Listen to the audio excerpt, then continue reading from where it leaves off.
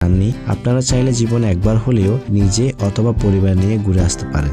এত সুন্দর আয়োজন, এত সুন্দর ফুলগুলো কতদিন থাকবে সবার মনে একটি প্রশ্ন থাকে। আসলে এটি মাসব্যাপী একটি ফুল উৎসব। এটা মাসব্যাপী চলার পর ফুল উৎসব বন্ধ হয়ে যাবে, কিন্তু